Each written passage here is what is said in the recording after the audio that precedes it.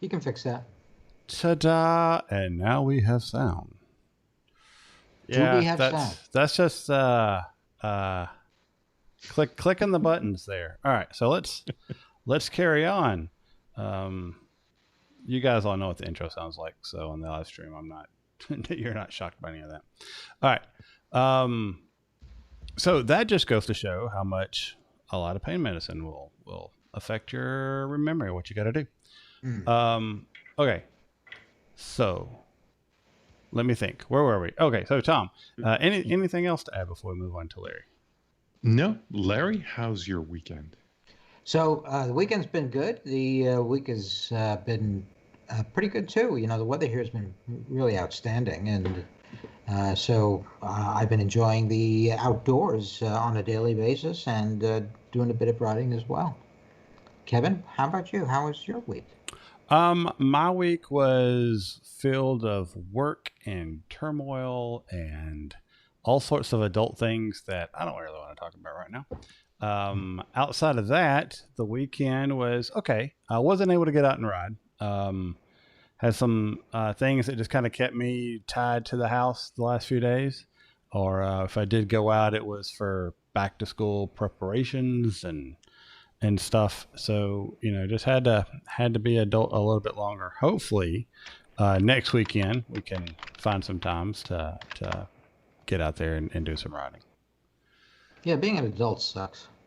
It really does. It really does.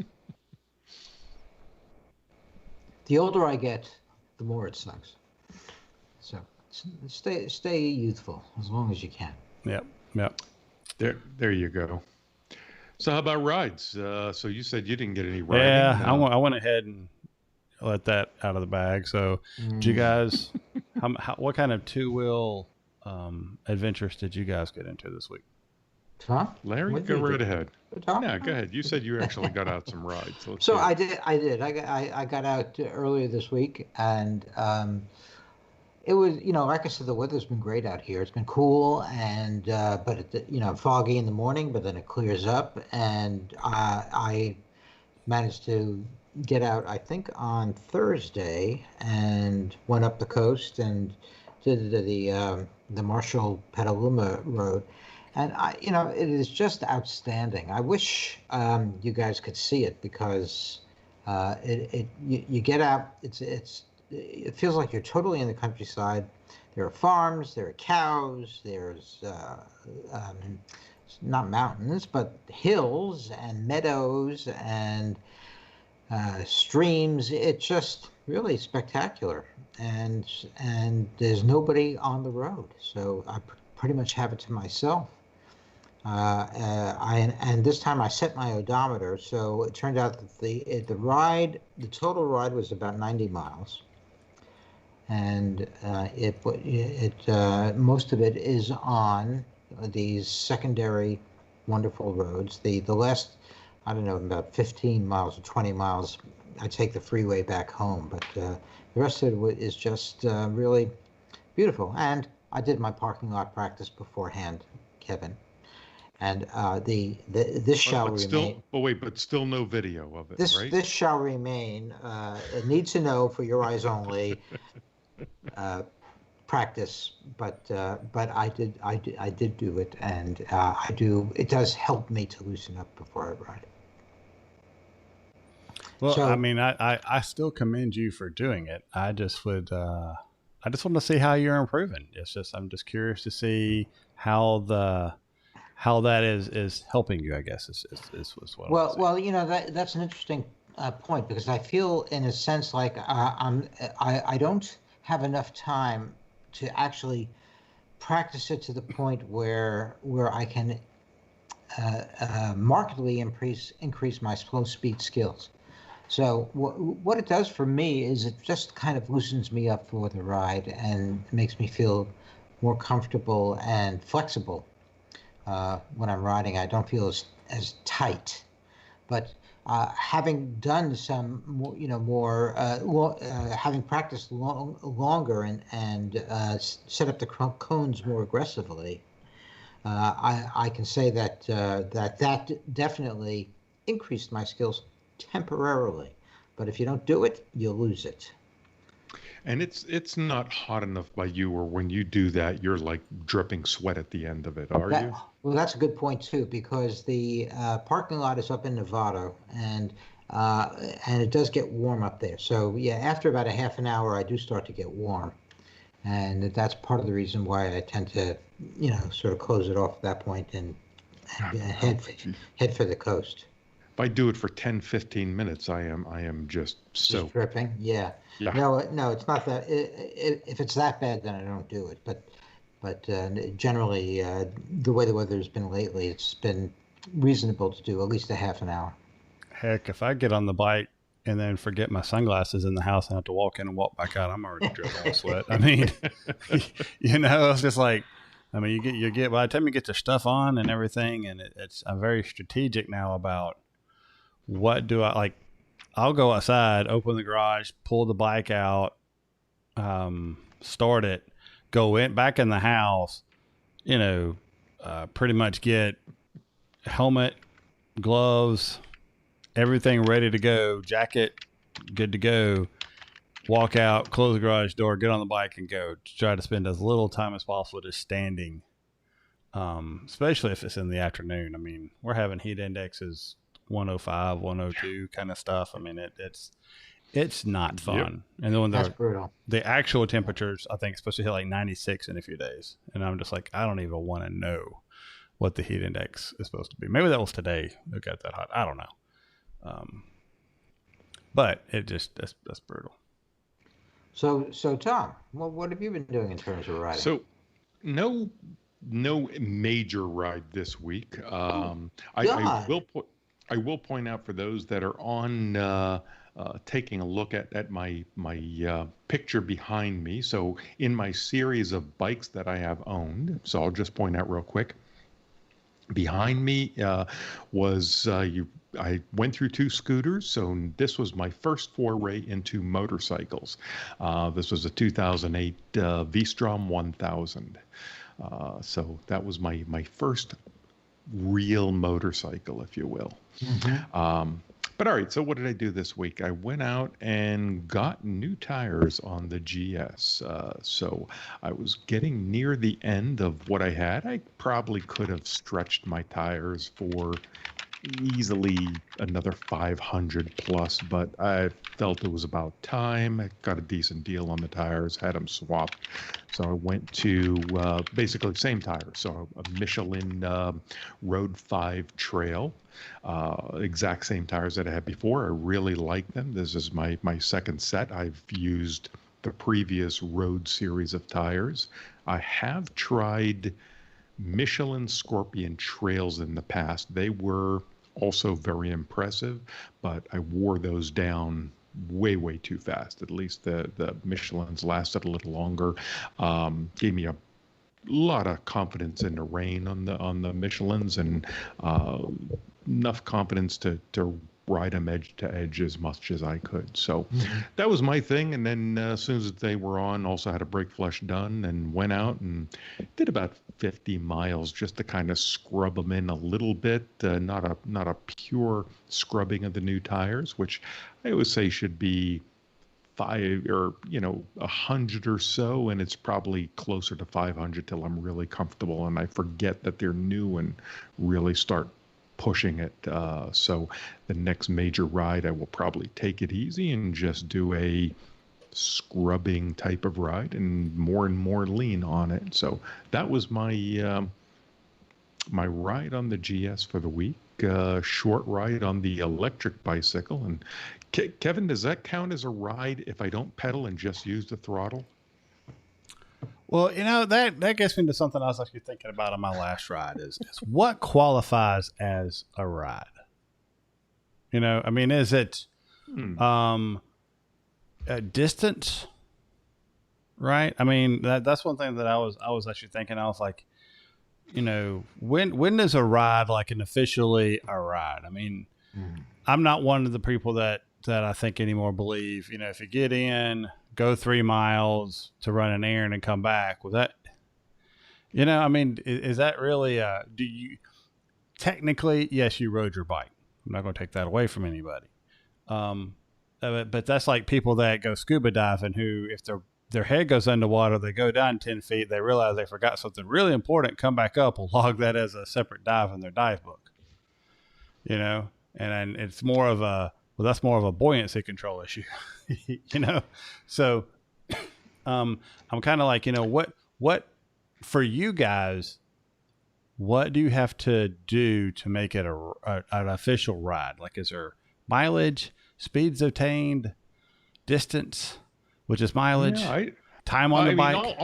Since I don't have a car as personal transportation, I mean, my wife and I, we own one car. She drives it, but my bikes are my transportation. So to me, it's a ride. Is that, I run errands. I have to do everything on the bikes for what I need to do.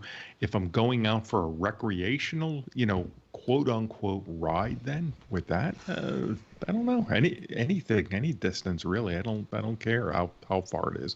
It could be 20 miles on the scooter, or a typical ride on my GS is 200 miles. So yeah, I think anything that you're on the bike.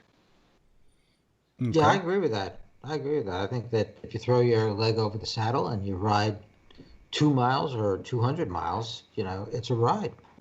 It's 200% more of a ride than most people do in their lifetimes. So that last statement was true. So what is a quality ride then? What would you say that was a quality ride? Anything that I get home safe from. All right, says the coach in the car. Any ride you can walk away from. See, and a ride to me is like an out and back, right? So if you ride to lunch and you come back, that's like one ride. It's not like too short a ride. I'm thinking an out and back kind of thing. Mm-hmm. So, like for me, I think I'm disappointed. I'm disappointed if it's not, 80 or 100 miles. And anything under 50 is okay. I mean, it's just like, I went out and did. It's a little ride. Like a 50-mile ride to me is a little ride. A good quality ride where I'm spending a lot of time, I'm really getting the benefits from the riding and just get, the headspace is there. I'm focused in, all the stress is coming off of me. I had to say it's around that 80, 100 mile mark. And that's just me though. So, but my area may afford that to me. And it's not always about distance. I mean, if I spend a lot of times on some nice, slower paced, curvy or just backwoods roads, I think it's more of saddle time than distance, but to qualify it as distance, I think is, thoughts? Yeah, I don't know. Larry, do you have a definition? I mean, I really don't. It's like just whenever I have a chance to get out and go. I mean, even a ride with my wife, if we do when it's cooler, she doesn't ride in the summertime, but her riding season starts in October and through the winter. But even if we do a lunch ride for a couple hours, that's a ride. Yeah, my feeling, like I said, is if you get your leg over the saddle and you take the bike down the driveway, and to me that is an outing.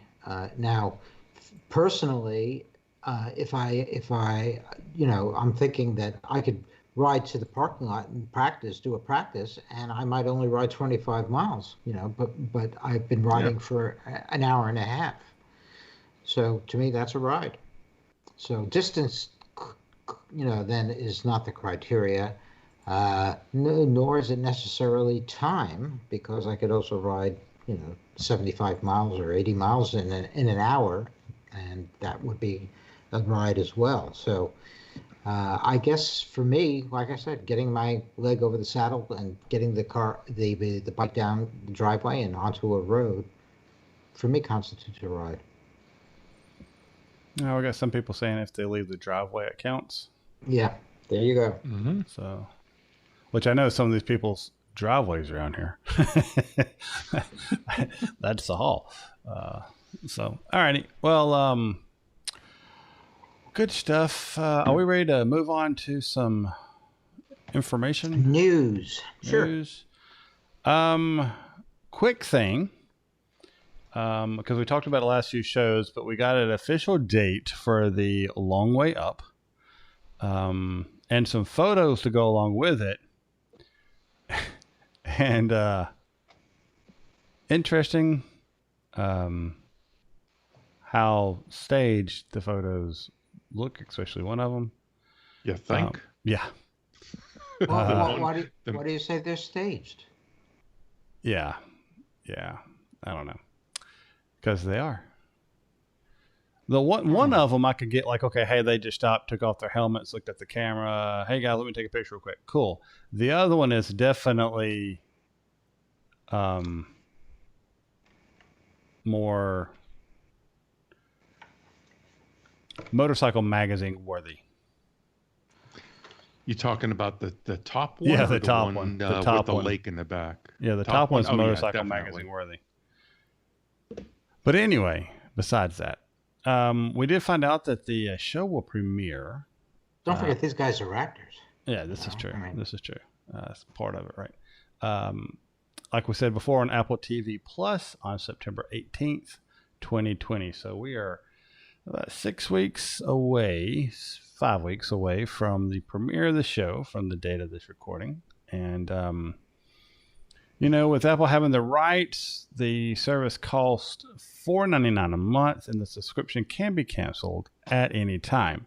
What's going to be interesting is if they release it all in one go, or if it's like weekly episodic. Do we know that yet? Yes. Yep. They're doing, I think they're going to drop 2 shows and then 1 a week. All right. So wait till the whole thing's out. Subscribe, binge for a month, cancel. Yeah, actually, it's going to be the first 3 episodes. Is it 3? Oh, I'm Yeah, sorry. yeah. I thought it was 2. And then the following episodes will You're roll right, out on a first weekly 3. basis. But do we know how many episodes? I think there are 6 or something like Is that. it? I didn't see that one. Somewhere Your else. others were 8 to 9, but could be yeah. that short. Well, they're not going as far.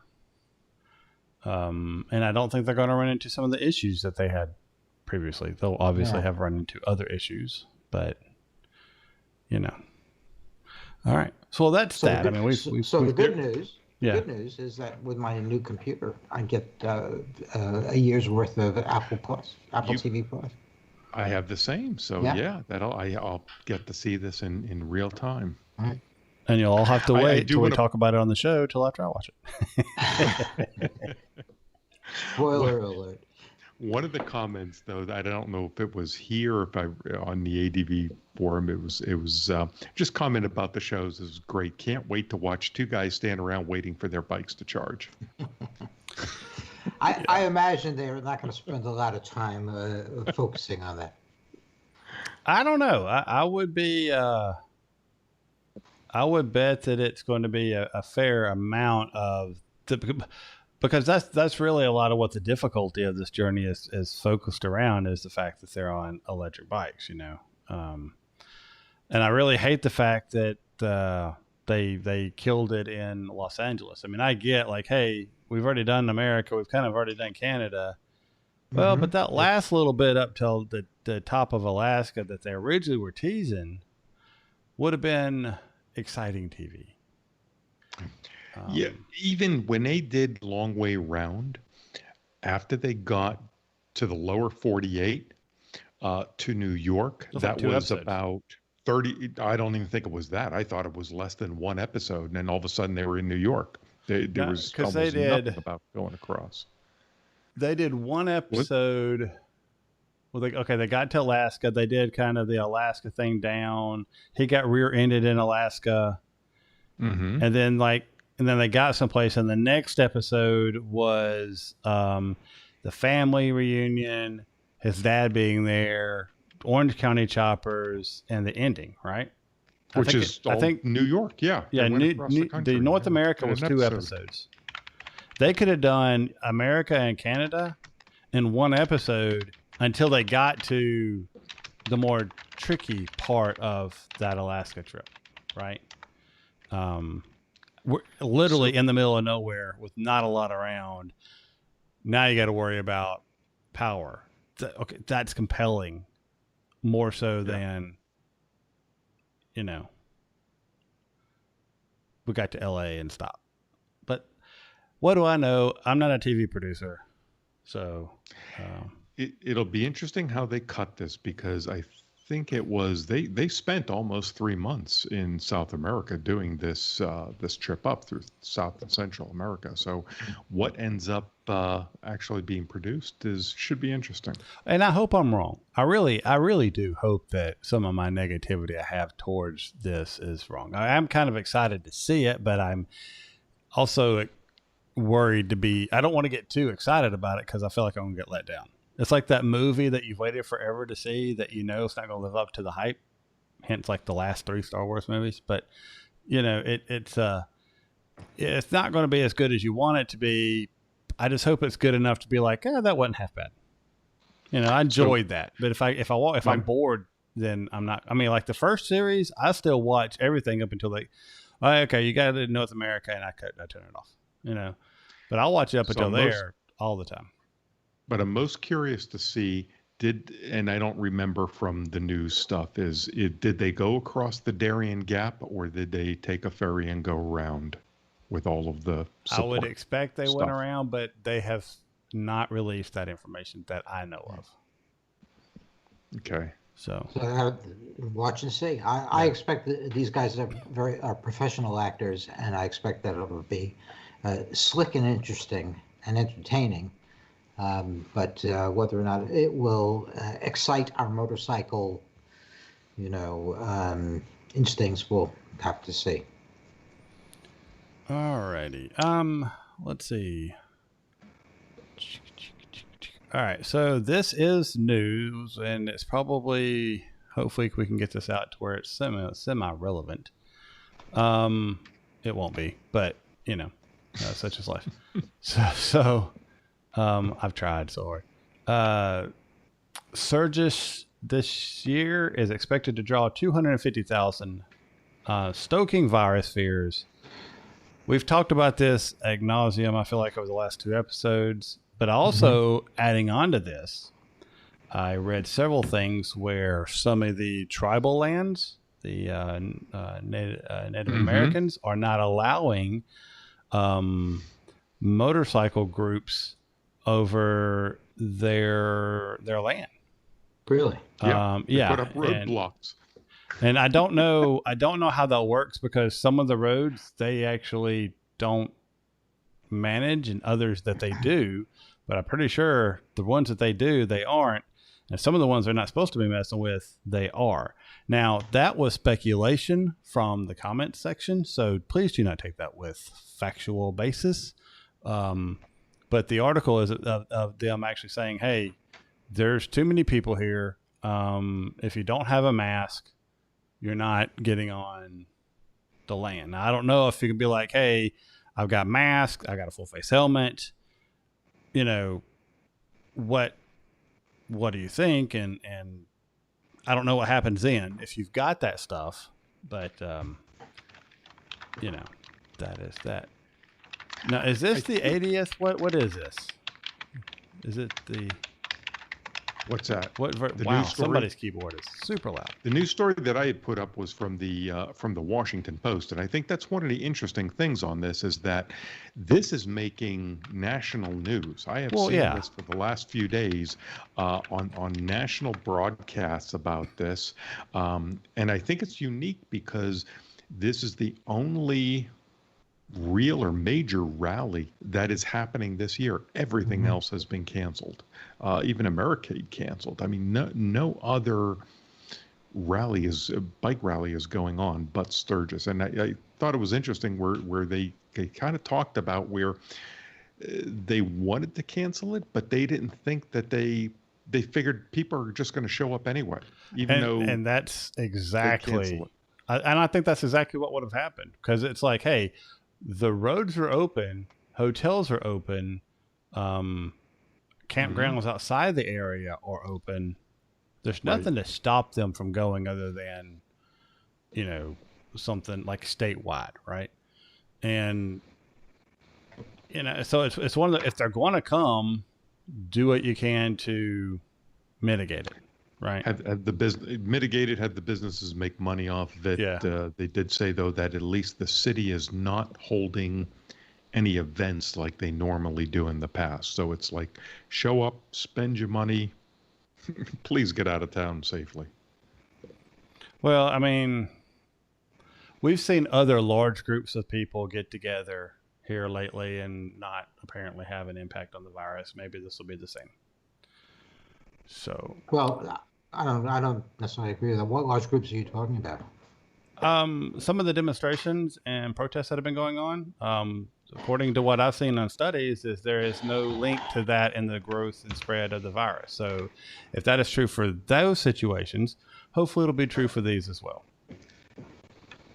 Well, I don't think they've demonstrated it yet, but that's different, I think, than saying that it hasn't happened. Our ability to monitor and follow up on these things, unfortunately, has been it's really been inadequate. And I was just going to say, if you look, here are people coming from all over the country. Demonstrations are a little different in that they're more local, but here. Well, no, if you look at the people actually at those demonstrations, they're traveling from all over the country. Some. So, but look, we're not, and I shouldn't have dove there. We're a motorcycle podcast, so I shouldn't have mentioned that. But okay, because I don't want to get deep into it. But if you look at the pictures of Sturgis, nobody's wearing masks. And that's. We're all together, and nobody's wearing masks. This is I will predict this is going to be a disaster. Does it actually start this weekend? Is that when the official start is? Like the Friday the 7th? Okay. I think so. Because I've seen some things where people have been showing up for the last few weeks, but I guess that's the official. Friday was the official start for the 10-day. I mean, we've had several former patrons heading up there, so that I've seen head up there. So hopefully they're being safe. All righty. Let's get into our discussion topic. What time? Yeah, we got this is going to be a good topic, I think. This is a double-sided topic from what we understand. Part A. And this was posed last week. I don't think we got to it. But with the rise of comms and motorcycle headsets and different kind of things like that, and we've had this subject come up before, but it's good to revisit it from time to time. Do you like to ride in silence, listen to something on your headset? And a second part of that, not still on the A part, what are some of the features you're used that base your headset selection on? Like, what made you choose that headset? And then we could get more into the particular headsets that you prefer and why, kind of transition into that. How's that sound for you guys? Sure. That's good. All right. Who would like to go first? Go ahead, Larry, because I'm a technoid, so this falls right into my wheelhouse of toys. Okay.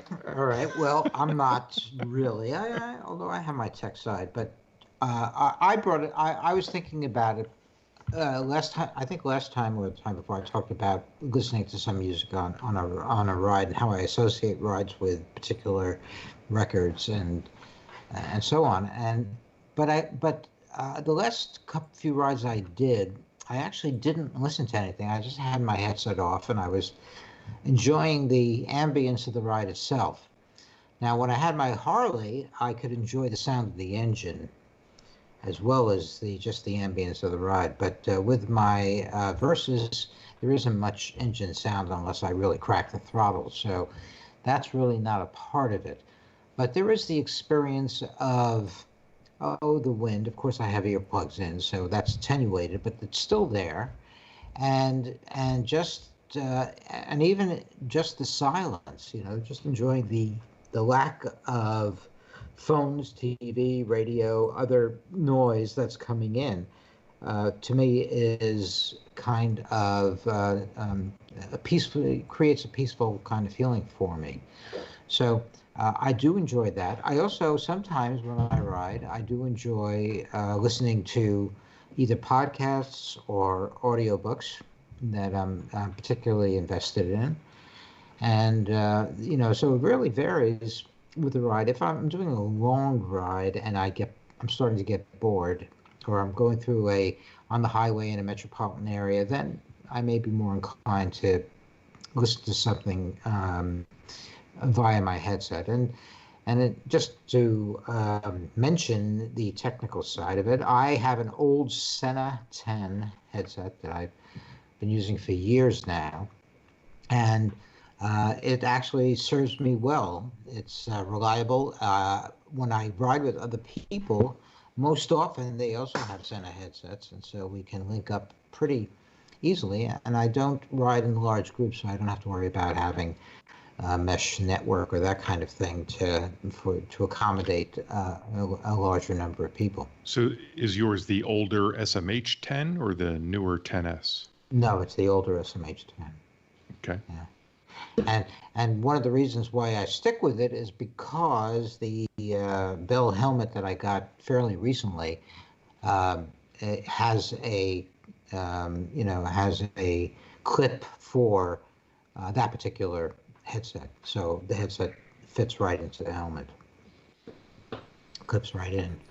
So that works fine. The only issue I have with it is that the volume. It has small speakers, and the volume isn't high enough. So if I'm riding on the freeway and a recording or podcast or something, it doesn't have adequate volume, then I can't hear it, or I can't hear it very well. So that's the negative thing I would say about the headset. Yeah, I think you would be blown away by some of the sound quality out of some of the newer headset. And a lot of it's the speakers, more though than the headset. But I think the new, we'll get to that in a minute, but I think the new Sena. Yeah, because I think the Sena SMH 10 is about a 5-6 year old. It's system. older than that. It's a lot older. Is it older than that? Yeah, the 20 is nearly 5. The 20S is nearly 5 years old. Oh, okay. All right. Yeah, I passed that one by then. Because I had the 20S, I think, before I started the show. Actually, I know I did. Ah, okay. Because I actually, with my modular helmet that I used on my Harley that I plugged into the CB, that was that had bigger speakers, and I used the amplifier in the on the bike's transceiver to power it. So that one that had more volume, and that was quite adequate. But I'm not using that helmet now. Cool. What about you, Tom? I said I'm a technoid. As I wrote in the notes, I have a comms problem. I've been using them for years, since the very beginning of when comms first started coming out. I started with a Midland about, dozen or so years ago. And I have collected many of them over the years and still buying them. I think my comm units are only exceeded by the number of helmets I have, but I've got both Sena and Cardos. So part A of this, do I listen to music? Obviously.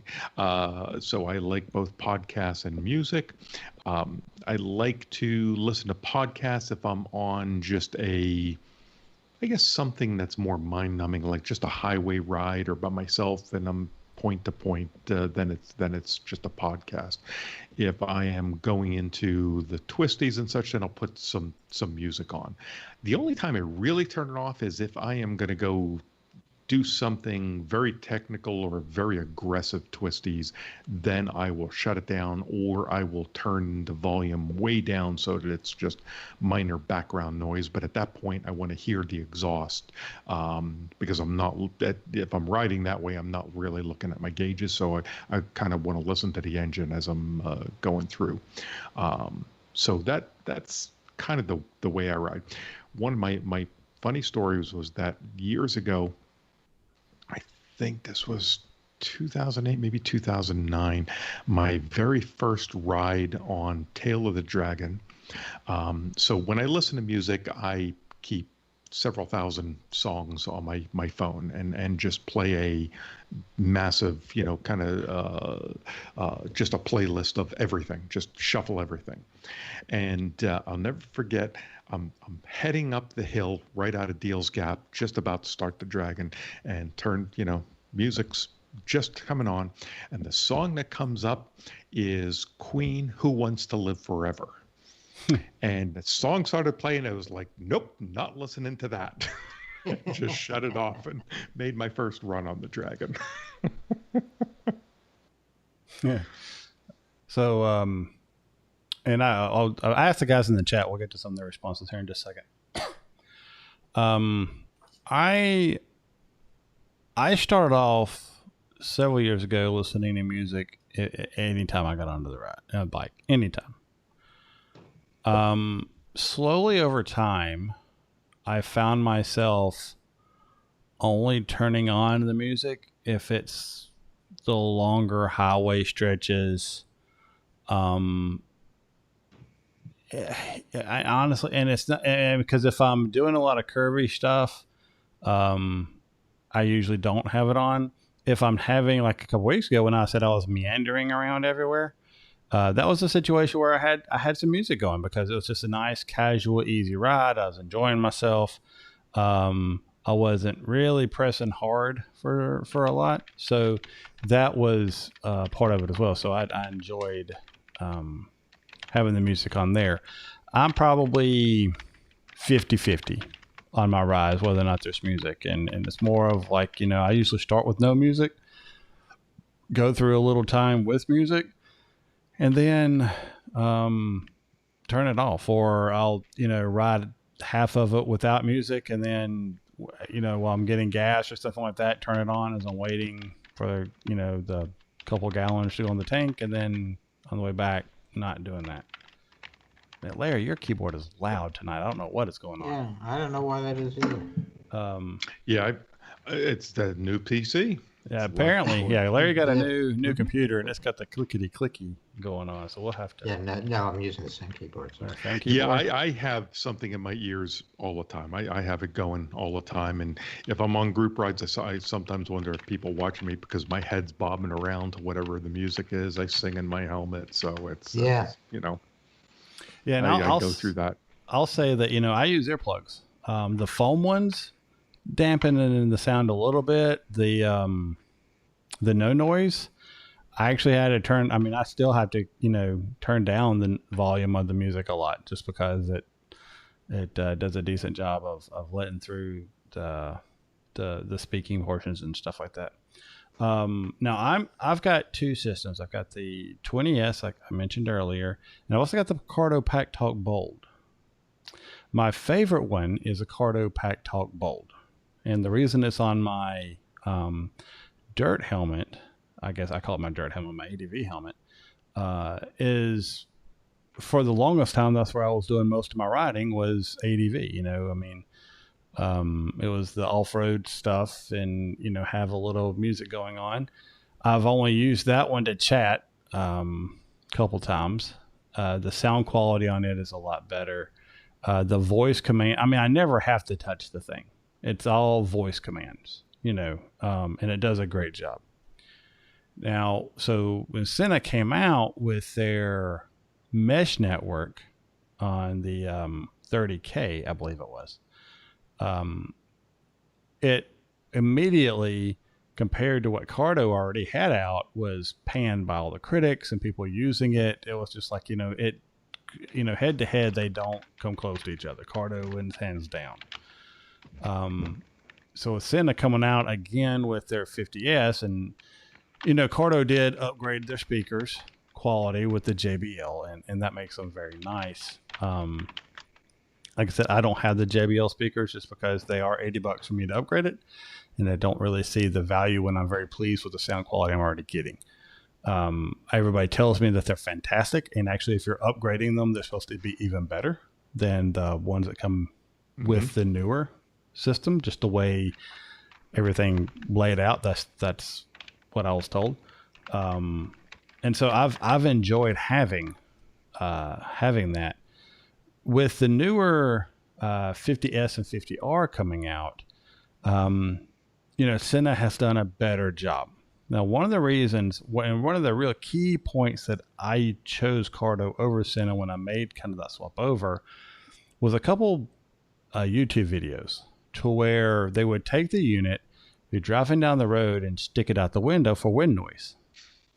And you would listen to the Senna is supposed to have noise canceling technology in it, and nothing got canceled. It just the whole time. Same thing with the Cardo. Cardo does it for a few seconds and then cuts off. Now, that is fantastic, especially if you're using it a lot for phone conversations. And one of the main reasons I have it, probably the ultimate reason, is so if my wife is worried about me, she can call me, I could talk to her, I don't have to take my hands off the controls. And before on the other one, I just had to reach up and tap it and hit, say, answer or something to get it to do. I tapped the button on the back. That's what I did on the Senna. So, that's nice. So having that ability, but the wind noise was a factor. So if I was going 75 on the interstate, I could tell she'd have a hard time hearing me using the 20S. She's never had a problem hearing me on the other one. And she's actually like, "Are you riding right now?" Just to help with that. One thing that I was curious about when Senna came out with their newer ones is what happens with that. Well, again, go to YouTube, watch 2 videos. And they did a similar thing. And Senna has still not yet perfected their sound noise cancellation when it comes to that, according to these videos. And they do a pretty good job of, I'm going to do this one, then I'm going to do this one, and you can hear what's happening the entire way. And he actually does ranges and all this other stuff. I mean, it's a very, very good videos.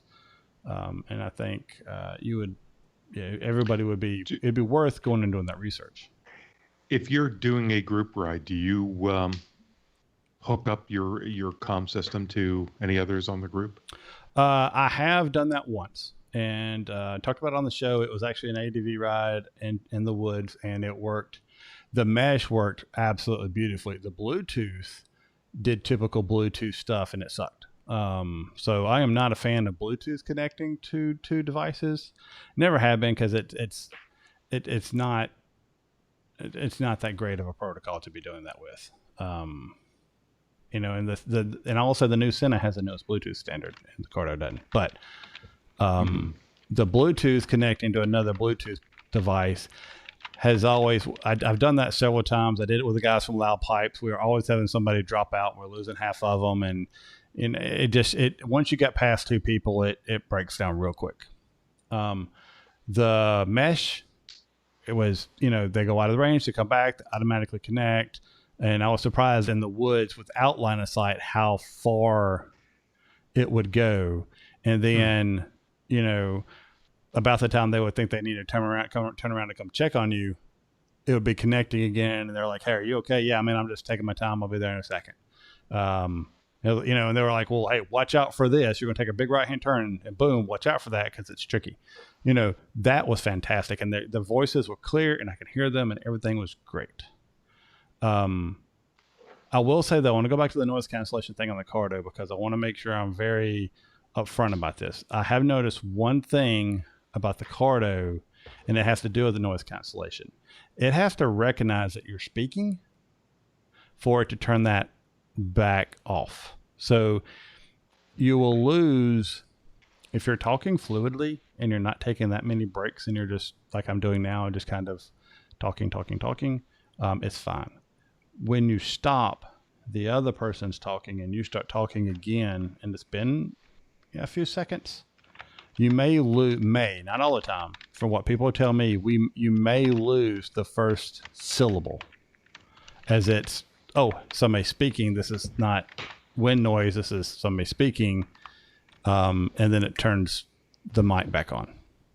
Yeah, that's typical of all of them. Yeah. Even in the days of VOC, Yeah. VOC trying to keep up with it. So, and I never noticed a Senna doing that because I think the Senna always had an open mic.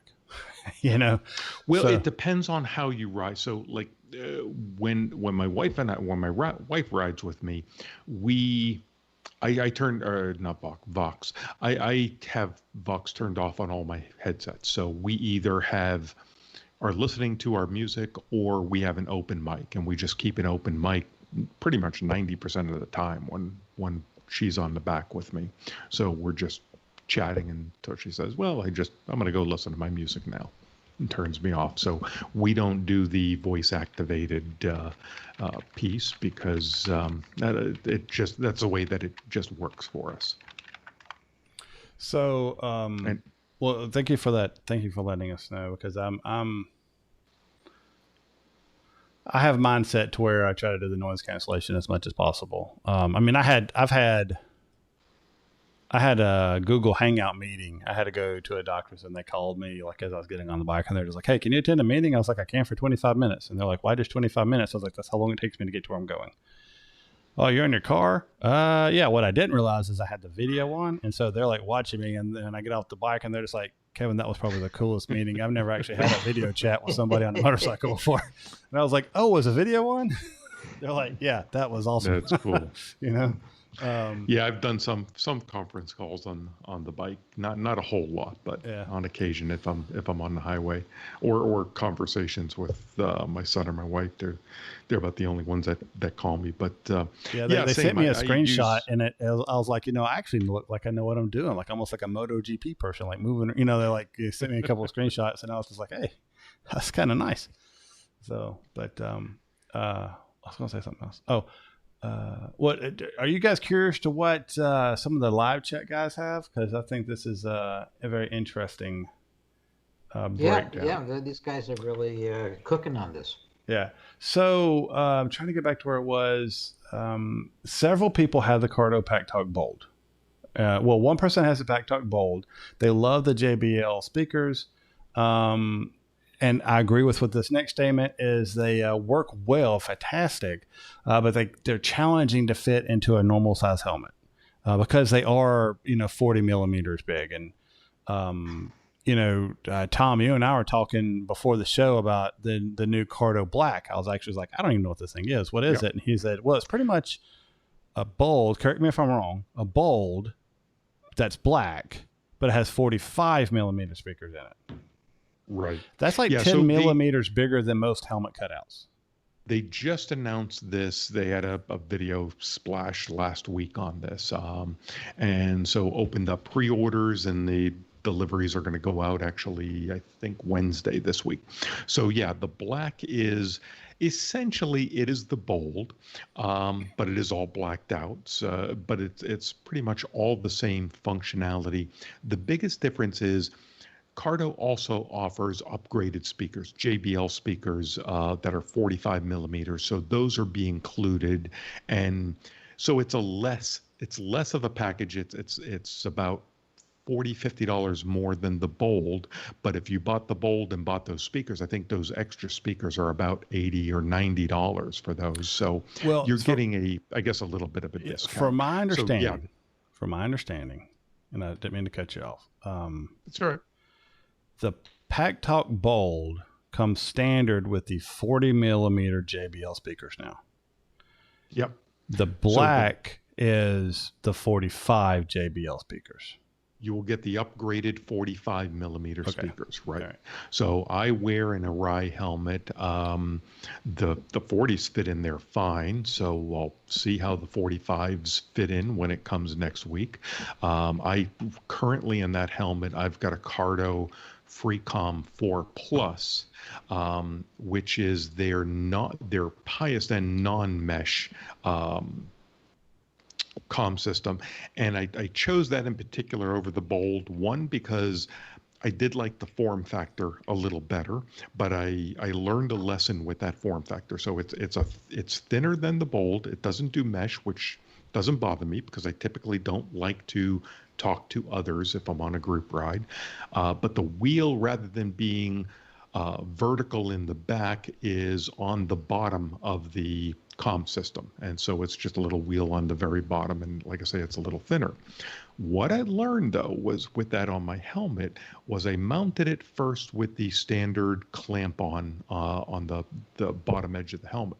Mhm. And what was happening was that as you did head checks or rolled your helmet, anytime I was not wearing a jacket that had any type of a collar, it rolled the wheel.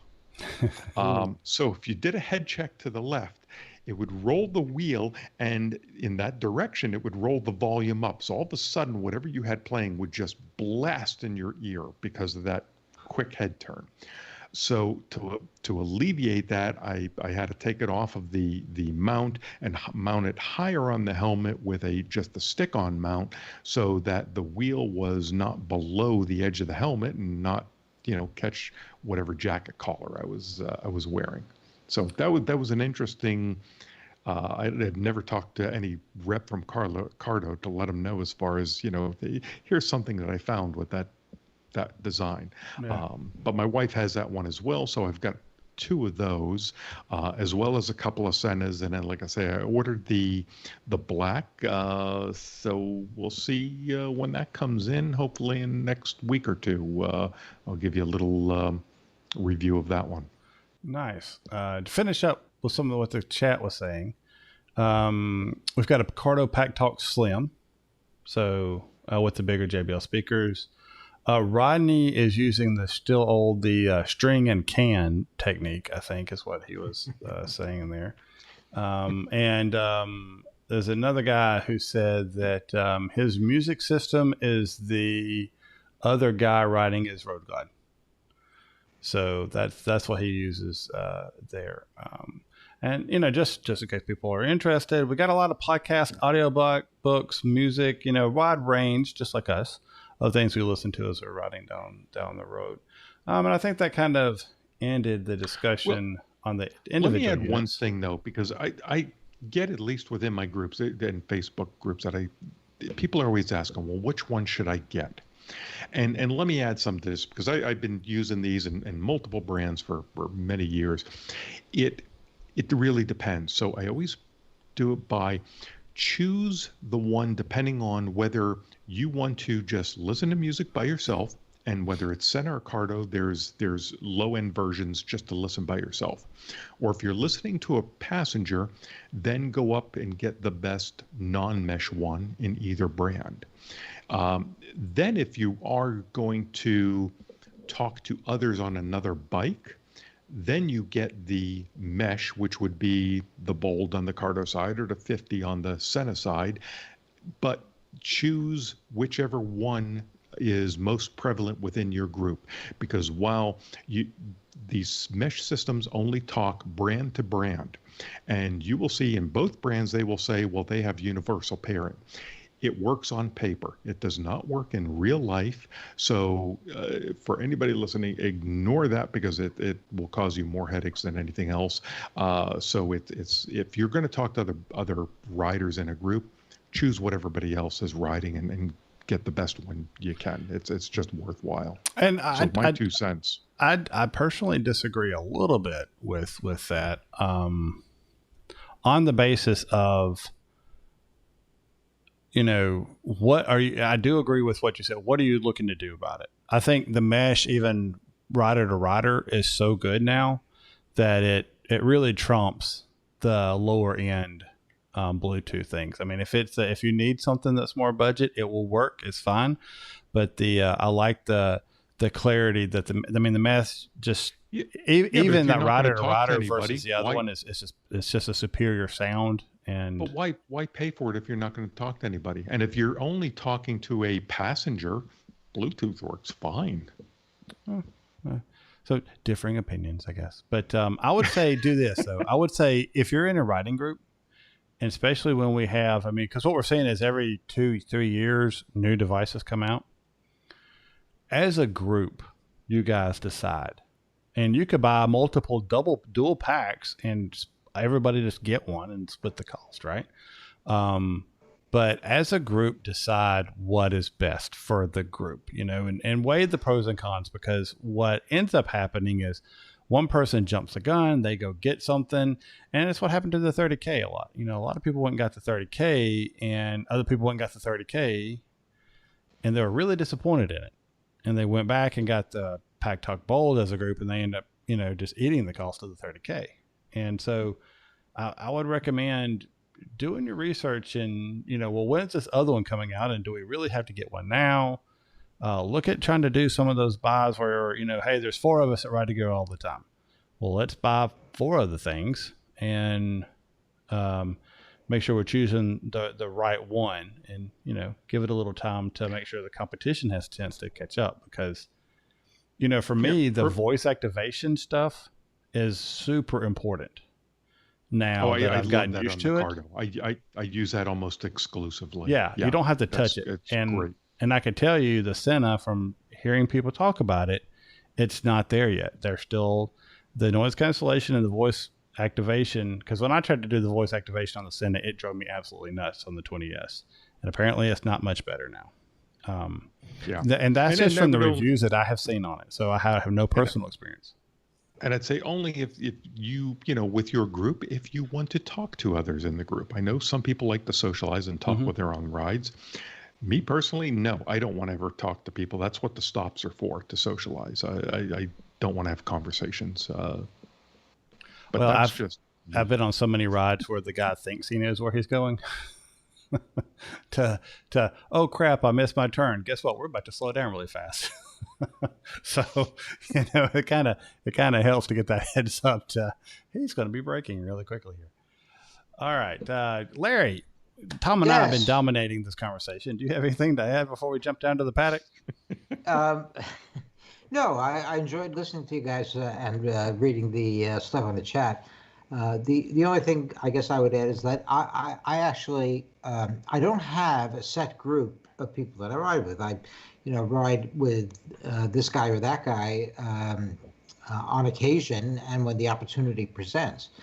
And I have found that most of the time, if they have a headset, it's a Senna. So, you know, for that reason alone, for me, a Senna would be the headset of choice.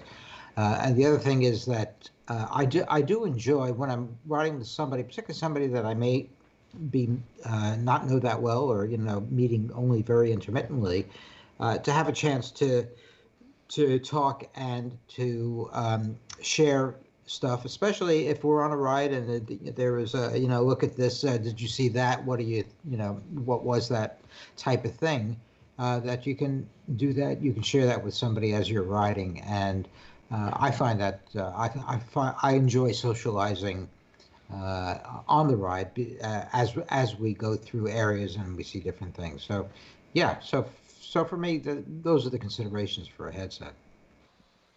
Well, cool. Well, Tom, are you going to have, I guess you'll have it by the time the meetup for the Loud Pipes guys, right? Oh, yeah. So supposedly they're supposed to start shipping these on the 12th. So I expect to have it hopefully within the next week or two. Okay. I am hoping, since that this is based on the Bold, this is not going to be my experience I had with the 20S. So your experience with 20S was good. I bought one of the first right out of the gate, and it lasted 2 hours before I pulled it out of the helmet because it was falling apart. So yes, I will have it at the meetup. Yeah, the one I got was right out of the gate, and I guess I've had several people tell me that, oh, you're fortunate. I was like, oh, okay. Oh, let's give also one other thing. Okay. Well, yes, right now I like the Cardos. Cardos are fully waterproof. Yes. The Sennas still are water resistant. Although I have had my Sennas in gully washers, and I've never had one fail. Just want to point that out, that by the specs, that's what they say. It will, and they say that it's not necessarily on the Sennas, the water getting in through the charging port. It's how it's mounted and how it clips in. The water will set on the connectors and degrade the connectors and rust them out over time.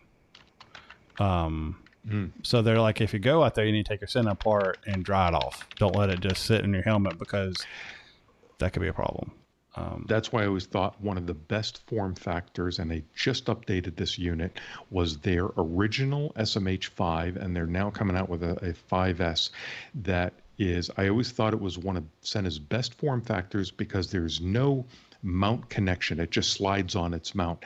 Everything is interior, and it is well, I don't think they'll say it's waterproof.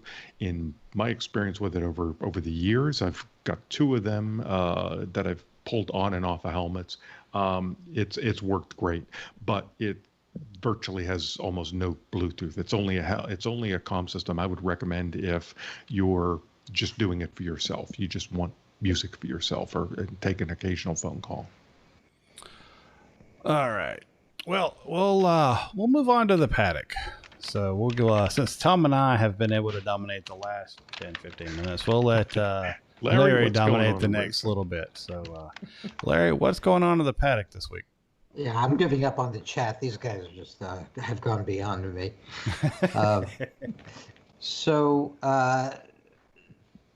So in terms of motorsport, well, we've had an interesting weekend. The first thing that I noted again is that Marc Marquez was out for this week, and it's probably going to be out for several weeks. He had to go back into surgery. I think it's retrospectively, it seems like he did too much too soon, and this actually affected the plate that they had put in his arm, and they had to go back in and reset it. So that was unfortunate. Having Marquez out of the series for the time being really does change the whole tenor of the series. But it's hard to not have him as a part of it, given how dominant he is. So without Marquez, this was a very interesting race. The qualifying was very interesting. Johann Zarco on a non-factory Ducati ended up taking pole position. Now, Zarco hasn't been much of a factor. He had been on KTM for a couple of years, and he hated the bike, and I don't think KTM was too fond of him either. And so they parted on less than amiable terms, but Zarco moved to a non-factory Ducati team, and he is starting to get his old flair and style back. He's also a very aggressive rider, and as we will see, that was a factor in the race. So Zarco took pole position. Quartararo, whom we know, of course, as on the Petronas Yamaha, took second place, and his teammate Morbidelli took third. But it was a factory Aprilia with Espargaro on it that took fourth place. Maverick Vinales on the Team Yamaha could only manage fifth, and the KTMs took sixth and seventh place. Marcy was only in 10th to start, and Dovizioso on the factory Ducati was a dismal 18th. He really didn't do well, and this is a track that the Ducatis were expected to do well on. It's a long track with long straightaways, and the power and speed of the Ducatis, we thought, would be a factor, but not in the qualifying. The race proved to be even more unpredictable.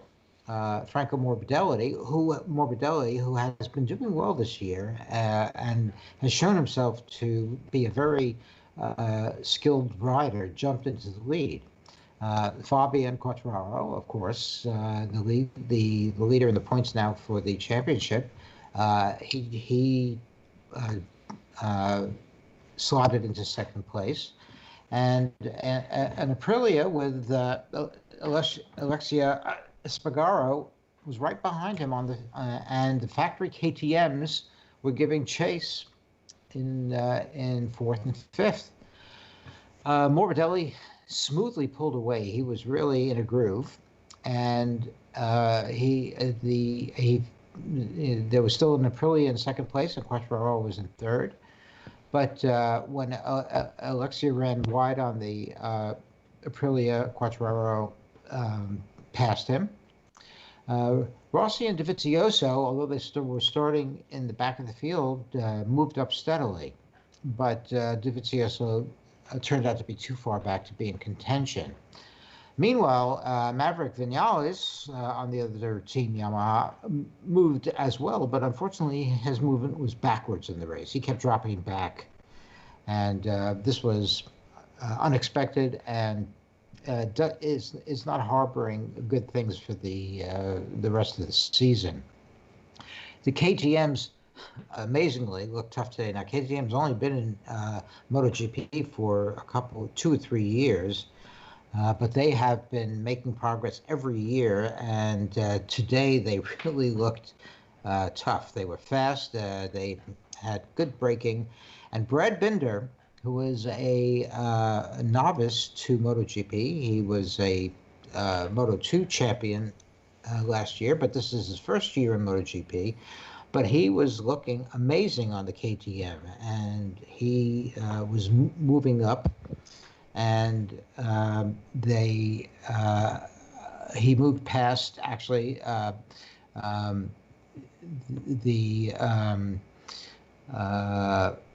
he moved past Paul Espargaro into third place, and as the race progressed, Binder went faster and faster. Franco Quartararo started to fade. Franco Morbidelli and Fabian Quartararo began to fade, and especially Quartararo. Eventually, Binder passed Quartararo, moved up into the front, actually chasing Morbidelli. Alex Rins, riding on a broken shoulder and on the Team Suzuki, rode a very smooth and impressive race, and he eventually finished fourth. This was amazing, given his injury and the pain he must have been experiencing during the race. But I watched him in the replay, and he really was smooth and consistent, and that is his style. So he's going to be a factor, I think, as he gets as his physical condition improves. So meanwhile, Espargaro on the other KTM was battling Johan Zarco for fourth place. And this was a very intense battle. It looked like for a while like the KTM was just going to leave Zarco in the dust, but Zarco on a 2019 non-factory Yamaha just managed to stay on his tail. He sort of battled back and at one point took an inside line trying to pass him. And he didn't quite have enough of a lead to justify maintaining that inside line, but he did, and he ended up bumping Espargaro on the KTM, and Espargaro went down. Zarco stayed up, and now he was in third place. Eventually, he was penalized, and he was. They required him to take a long lap around the track. They actually had a part of the track that was lined out for exactly this purpose, and Zarco had to take that line, which meant that he had to cover more distance on one lap, but he did it in an amazing way. He did it at full speed. He had his knee down, and he managed to keep his tires on the inside of the line, even though his knee was down on the outside. And he didn't lose any. He didn't lose his place, taking the longer line on that lap, and so he managed to stay in third place. Meanwhile, Brad Binder, as I said, a rookie, and on KTM, and this race is the best that KTM has showed since they've started the series. He kept gaining on Morbidelli and eventually managed to pass him going into first place. And so it went. Binder took first. I found this on the web for more mortality and eventually managed to crash the Holy line in cow. first place. Check it out. I don't know what my phone suddenly woke up. Siri was listening. So eventually, Binder took first place, going away, I might add. Morbidelli did manage to hold on to second place, and this was his only podium finish since he started. But Morbidelli is a rookie. I think this is his second year riding, so maybe he's not technically a rookie, but he is a young rider and a very promising one, obviously. Johan did manage to stay in third, and looks like he'll be allowed to keep that. Alex Rins did a very impressive fourth, and Valentino did move up in the race. He was consistent, and he ended up in fifth place. He had, at the last minute, changed his decision to ride on a soft rear tire. He went to a medium, which I think was a good decision. And so his tires lasted the race. Andrea Dovizioso only was able to go to 11th place, but he started in 18th, so that was decent. And unfortunately, Vinales finished a dismal 14th. And Quartararo as well fell back, I think, because of tire wear, and was only able to take a 7th place. And he was actually behind one of the Tech 3, the non-factory KTMs, which is interesting. This was a stunning victory for Binder and for KTM. If Espargaro hadn't gone down, there would have been two KTMs on the podium, and that's pretty amazing. It looks like KTM is going to be a factor to be reckoned with, and I just hope that they don't start dominating things as they kind of have done in Moto 2 and in the past. So Morbidelli managed to hold on to second place, and looks like we're seeing a new generation of riders moving into the front of MotoGP.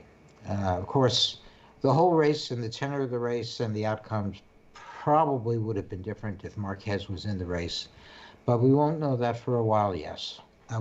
So next week we're on to Austria and the Red Bull Ring in Spielberg. So stay tuned. This is going to be a very interesting season. You and Rodney said the same thing at the same time. All right. Well, as always, thank you for so eloquently displaying, or not displaying, but going over what happened in the races. So that's going to probably do it for the show. Before we start heading off, I'd like to give a big shout out to our Throttle crew members. Thank you, everybody, for supporting the show. You guys are awesome.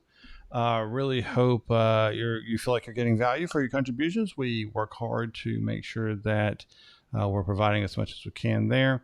And we appreciate you guys helping us keep the lights on and the show going. And we wouldn't be here without you, and are very grateful for that. So if you're interested in joining the Throttle crew, really easy to do. Just go to the website, throttledpodcast.com. Go over to scroll down, and you'll see a Patreon logo at the bottom. Click on that, and you can get subscribed there. While you're at the website, go ahead and click on that contact tab and send us a message. We get it and love getting those messages.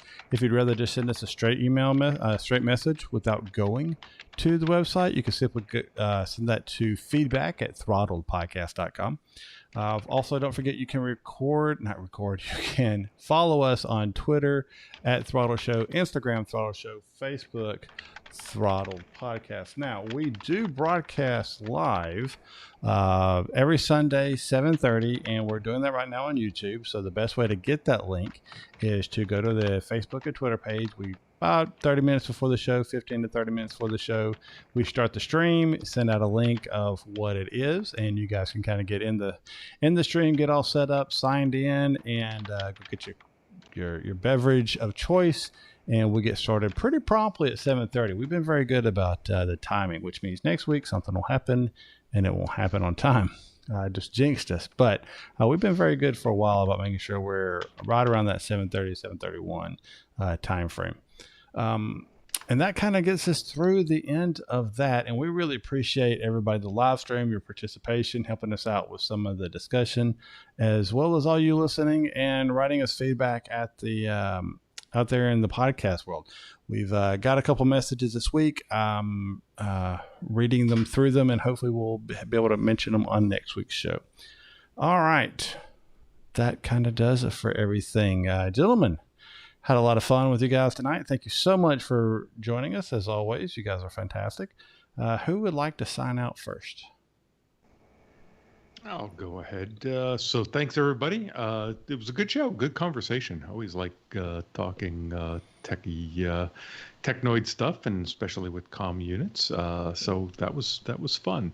So everybody have a good weekend. Hopefully you get out and do a quote unquote ride, depending on how you define that ride. But enjoy, stay safe, and we'll see you all next week.